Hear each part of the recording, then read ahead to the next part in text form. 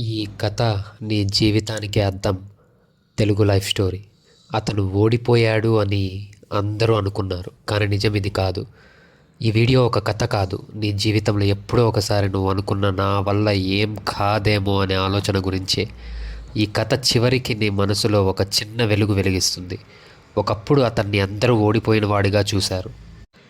Part 1, struggle.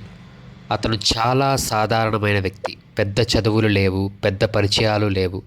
ప్రతిరోజు ఒకే పని, ఒకే అలసట, ఒకే ప్రశ్న: ఇదేనా నా జీవితం?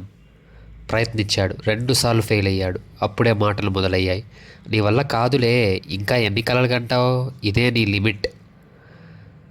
ఆ మాటలన్నీ బయటకి వినిపించిన లోపల మాత్రం నెమ్మదిగా అతను తాన్నే నమ్మడం మానేశాడు.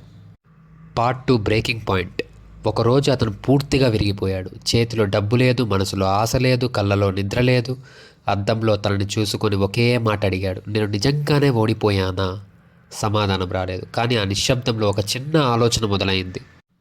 Part 3, turning point. అతను ఒక నిర్ణయం తీసుకున్నాడు. ప్రపంచం నమ్మకపోయినా సరే, ఒక్కసారి అయినా తను నమ్మాలి అని. పెద్ద అడుగులు కాదు, చిన్న స్టెప్స్. రోజుకొక గంట, ఒకే లక్ష్యం, ఒకే నమ్మకం. అదే రోజు నుంచి అతని జీవితం వెంటనే మారలేదు, కానీ దిశ మాత్రం మారింది. Part 4, transformation. నెలలు గడిచాయి, మార్పు నెమ్మదిగా కనిపించింది. ఒకరోజు అదే వాళ్ళు మళ్ళీ అతన్ని చూశారు. ఈసారి ఓడిపోయిన వాడిగా కాదు, తనతో తానే గెలిచిన వాడిగా.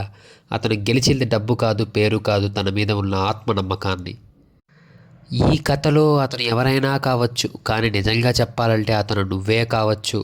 నువ్వు ఓడిపోయినట్టు అనిపిస్తే అది అంతం కాదు, అది కొత్త ప్రారంభానికి ముందు నిశ్శబ్దం మాత్రమే. ఇలాంటి నిజమైన కథలు నీకు ధైర్యం ఇస్తే ఈ ఛానల్ నీతోనే ఉంది. సబ్స్క్రైబ్ చేసి నీ మార్పు ప్రయాణం ఇక్కడ మొదలుపెట్టు. ధన్యవాదములు.